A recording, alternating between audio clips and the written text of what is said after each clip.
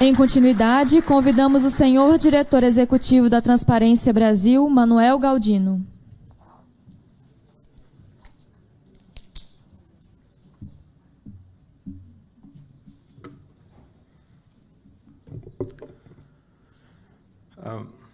Minha apresentação vai... queria agradecer, primeiramente, o convite para estar aqui no TCU, representando a Transparência Brasil. Boa noite a todas e todos. Tive vários aprendizados no dia de hoje. O primeiro é que, se você tem muito pouco tempo para fazer uma apresentação sobre um tema complexo, não faça nada que esteja escrito ali. Traga impresso, que você pode mudar conforme você vai ouvindo as apresentações dos demais palestrantes, né? Então, a partir do futuro, não terei mais coisas escritas ali, que eu já mudei de opinião. Mas vamos apresentar aqui um pouco o que eu tenho hoje. Falando rapidamente da Transparência Brasil, eu consigo mexer por aqui? Ótimo. Então, a Transparência Brasil é uma organização da sociedade civil sem fins lucrativos, voltada para a promoção da integridade, transparência e controle social. E a gente tem vários projetos de monitoramento e controle social, além das atividades de advocacy, de promoção desses valores. E o que informa a minha apresentação aqui é a experiência da Transparência Brasil no controle social. E aí eu acho que vale a pena destacar um ponto que foi comentado aqui um pouco, é que nesse debate, eu acho que ficou bem claro que e o professor e presidente da ENAP trouxe isso bem, cada parte que está vindo aqui está trazendo uma visão parcial, né? Uma visão parcial da realidade. E o que vai faltar na minha apresentação, e falta na apresentação de todos nós, todos que me precederam, e faltou também na discussão no Congresso, na apreciação do projeto legislativo, são estudos sistemáticos que embasem uma conclusão mais objetiva da realidade. Então, embora a gente está acrescentando, trazendo a contribuição de cada um, sem dúvida nenhuma está faltando, esses estudos sistemáticos estão faltando para que a gente possa ter uma visão do todo, né? Não é fácil você somar ou tirar uma média da contribuição de cada um que falou aqui hoje. Todos têm seus pontos, são reais, são válidos, e como é que a gente tira uma conclusão geral de como a gente deve se posicionar sobre esse PL ou sobre mudanças futuras nessas questões, né? Bom, então, como eu falei, vou falar um pouquinho da experiência da Transparência Brasil, que vai embasar um pouco o que eu vou falar aqui hoje. Então, a gente tem um projeto que chama Tá de Pé, que ele tem uma face que é um aplicativo de celular, quem quiser pode baixar aí, chama Tá de Pé, que permite que você fiscalize a construção de obras de creches e escolas públicas, tirando uma foto, mandando para a gente avalia se tem indício de atraso e cobra dos prefeitos, né? Ou do governo federal, que é com recursos do governo federal. E a gente também tem outros projetos similares, como Obra Transparente, que tem a fiscalização em loco, de engenheiros, de organizações parceiras, para ver o andamento dessas obras, dessas licitações. E o que a gente identificou como problemas nesse projeto? Então, a gestão da informação é muito ruim. O que significa dizer que a gestão é muito ruim da informação? A gente quer saber, a gente faz pedido de acesso à informação para ter acesso aos cronogramas das obras. Eles não têm os cronogramas de forma fácil, é uma bagunça muito grande, tanto nos municípios quanto no FNDE, que é responsável pela gestão dos recursos. A estrutura de fiscalização é precária, então, se você conversa com os municípios, pela lei, eles deveriam ter fiscais para fiscalizar as obras, que tem que ser engenheiros ou arquitetos. E a administração pública brasileira não tem engenheiros em quantidade suficiente para fazer essas fiscalizações. Ou seja, os engenheiros que têm que assinar atestando que a obra está com execução perfeita, correta, que tem que fazer a avaliação da entrega da obra, é incapaz de cumprir a lei por causa da baixa quantidade de engenheiros para o número de obras. Então, é fato, foi discutido aqui do ponto de vista do direito, né? Se o Estado brasileiro produz atos que não são legais, o Estado brasileiro, na sua maior parte, é incapaz de cumprir a legislação. O caso dos engenheiros de fiscalização de obra, né, ou outros contratos, é o maior exemplo. Eles não têm capacidade humana, tempo hábil de fiscalizar tudo. Então, das duas umas. Ou ele não vai fiscalizar e a obra não vai ser entregue no prazo correto, porque vai ter todas as demoras, ou ele vai dizer que está tudo certo, sem, de fato, saber se está, e, portanto, não está cumprindo a lei. A gente tem os atrasos em pagamentos e repasses, que geram consequências para as obras. Falta de planejamento. Então, você constrói uma obra, ela fica pronta, e você não planejou os recursos para contratar os professores, né? Gestão de senhas, o número de problemas seria grande. A consequência disso é o descumprimento da lei. Então, o nosso diagnóstico, com base na nossa experiência, é que o Estado brasileiro, na sua maior parte, particularmente nos municípios, que são entes federativos com menos capacidade do que, por exemplo, o governo federal, não consegue cumprir a lei, por exemplo, a Lei de Licitações 8666. Né? Então, exemplos de ilegalidades que nós detectamos. Então, você tem cronogramas falsos. Os cronogramas colocam todas as datas de execução de cada etapa da obra na mesma data. Isso não é um cronograma factível. Né? Boletins de medição também falsos. Então, diz que uma coisa foi executada, você vai lá e o boletim, a obra não está executada de acordo com o boletim. Então, teve uma ilegalidade cometida aí. A ausência de fiscalização da obra, que eu já comentei. Obra licitada sem terreno, então o governo tem, o município tem, por dever do convênio, que ter a posse do terreno, e aí a gente descobre que a obra está parada porque o terreno não era de posse do governo. Aí você se pergunta, então por que fizeram a licitação? Quem autorizou uma ilegalidade dessa? Né?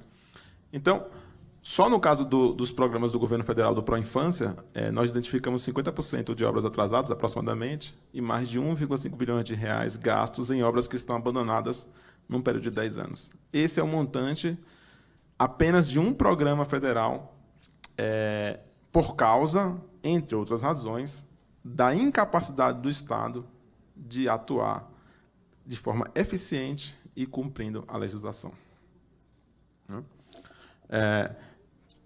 No funcionamento da lei, a gente encontra esses problemas, outras políticas públicas em geral. Então, a gente precisa reconhecer que o Brasil tem um problema de state capacity. Foi comentado aqui já pelo presidente da ENAP.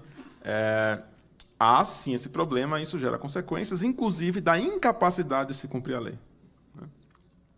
Bom, se esse é o problema do Brasil, será que a nossa solução é, portanto, o que a gente tem visto com a atuação dos órgãos de controle? A gente sabe que coisas boas têm sido feitas, que toda essa punição, descoberta de crimes e problemas de corrupção, improbidade, etc. Né?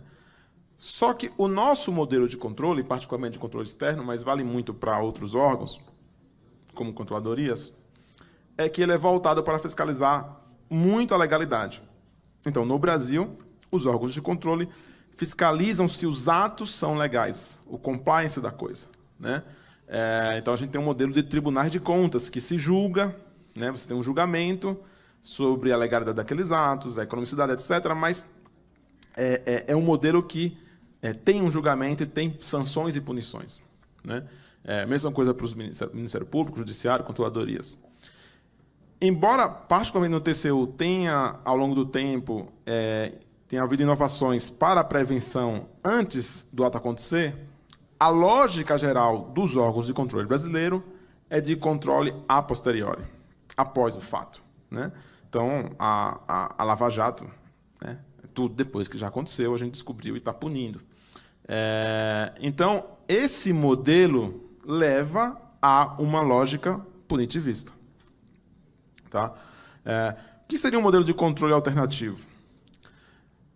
Um foco no desempenho, o que se chama de value for money. Então, eu estou interessado menos em avaliar se os atos seguem ritos legais, formais, previamente definidos, mas se eu tenho uma política pública eficiente que entrega, numa análise de custo-benefício, o que se espera dela. Né? A ideia de você trabalhar na prevenção, ao invés da punição. E aí que eu trago um exemplo para ilustrar essas diferenças. Eu tive a oportunidade de ver uma palestra do controlador do Distrito Federal, em que ele comentava das auditorias cívicas nas escolas aqui de Brasília. Os alunos participavam aprendendo como eles podem exercer o controle social, descobriam os problemas das escolas e eles mesmos propunham as soluções para aqueles problemas das escolas. E a controladoria atuava, então, ajudando eles a fazer isso. E essa palestra do controlador, do Henrique Ziller, foi dada no TCM de São Paulo. E aí foi muito curioso, porque a certa altura, algum auditor do TCM perguntou, mas vocês não identificam várias irregularidades que a diretora de escola está cometendo? Aí ele, sim, identificamos. E vocês não investigam e punem quando vocês obtêm essa informação? Ao que ele respondeu, se a gente fizer isso, se a gente usar essas informações que estamos obtendo para punir, eles nunca mais vão ter interesse em colaborar com a gente. Então, se a lógica da auditoria é de identificar a irregularidade e punir para evitar que ela não aconteça, você não consegue fazer um trabalho preventivo, porque o trabalho preventivo requer que o outro seja transparente e se abra para os seus problemas, inclusive de violação das normas da legislação. Ainda mais que, como eu falei, o Estado brasileiro não tem a capacidade de executar o que manda a lei e a boa administração pública, né? Então, você tem esse problema de diferença de modelo que geram incentivos diferentes e, portanto, comportamento diferente. Então, eu creio que um pouco do que você está discutindo como pano de fundo aqui é o fato de que, sim, existe um modelo no Brasil de controle das instituições que tende a desincentivar que o poder público seja transparente e reporte seus problemas, inclusive suas irregularidades, para que você tenha o desempenho no final, que é a coisa mais importante, que é isso que a população quer, a política pública eficiente, certo? Sendo feita. E aí a questão que eu fiquei pensando dentro desse problema, quer dizer, me parece claro que hoje há um desequilíbrio nos freios e contrapesos do sistema político brasileiro, do sistema público brasileiro, em que os órgãos de controle, por terem essa lógica mais punitivista, com algumas exceções, o TCU é um pouco disso, mas ainda assim predomina quando você considera todos os órgãos de controle, que gera consequências que são difíceis para a administração pública.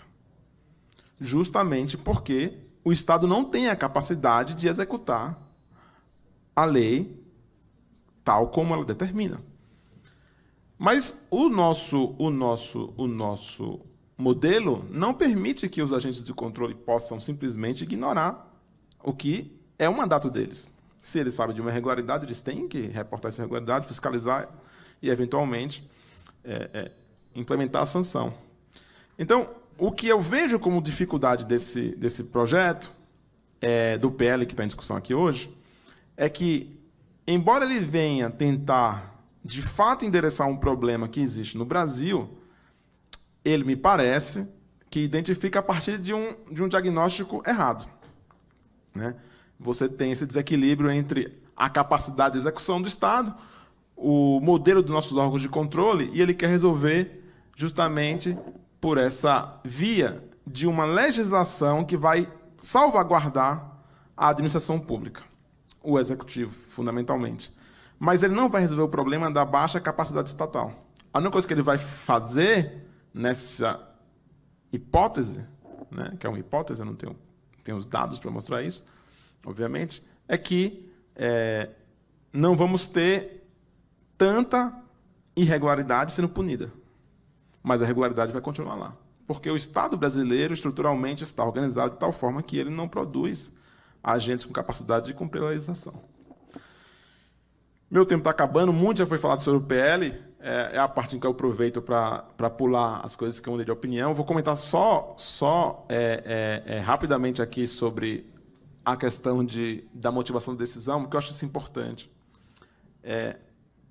no Brasil, assim, é bem claro a falta de, em todos os âmbitos, não só no judiciário, de controle, mas também no executivo e no legislativo, a falta de motivação sobre as consequências do que se faz. E esse próprio PL é um exemplo disso. Era fundamental que esse PL viesse acompanhado de estudos que mostrassem as consequências e as metas, o que se espera alcançar com ele, né? Para que a gente pudesse, se ele for aprovado na quarta-feira, dizer, bom, ele tinha essas metas, os autores que propuseram tinham esses objetivos, e a gente pode avaliar daqui a 2, 3 anos se cumprimos o objetivo ou não. Se a gente, vou terminar, se a gente não sabe o que esperar, se isso não está na motivação, se isso não está textualmente escrito, nossas metas, o que nós queremos atingir é A, B e C no tempo X, Y, Z, nós não vamos avançar na avaliação das políticas públicas e no aperfeiçoamento do planejamento e da avaliação de impacto e das consequências das decisões do poder público brasileiro em todos os âmbitos, né? Então, eu acho salutar que a gente quer introduzir isso para os órgãos de controle, mas a gente, para dar o passo decisivo e avançar, tem que introduzir simultaneamente essa exigência para o Executivo e para os órgãos de controle. Nem só para um, nem só para o outro, para os dois. E, infelizmente, o PL acho que ficou pela metade do caminho nesse ponto. Então, enfim, finalizo aqui minha apresentação, pelo dado avançado da hora. E a mensagem final que eu queria trazer aqui hoje, então, só para ficar claro o ponto principal, existe, sim, na minha avaliação, um desequilíbrio entre os poderes brasileiros. Nós que trabalhamos com controle social defendemos e apoiamos muito todas essas ações de combate à corrupção, mas, em última instância, o que a gente quer ver é que a política pública seja feita de forma eficiente. E esse desequilíbrio precisa ser enfrentado, sob pena de, mais para frente, ao não ver resultados, essas ações de combate à corrupção voltarem contra os próprios órgãos de controle. A questão que a gente vê é que esse desequilíbrio não está sendo adequadamente enfrentado pelo PL em questão, né? Eu acho que é bom que se olhe para isso e que se reconheça a legitimidade dessa posição de reequilibrar as coisas, mas tem que ser feito com muito debate, com muito cuidado, para que a gente não inverta simplesmente o desequilíbrio, né, que é o risco que esse PL corre, e ao inverter esse desequilíbrio, a gente nem resolve e ainda pode agravar o problema. Muito obrigado, boa noite.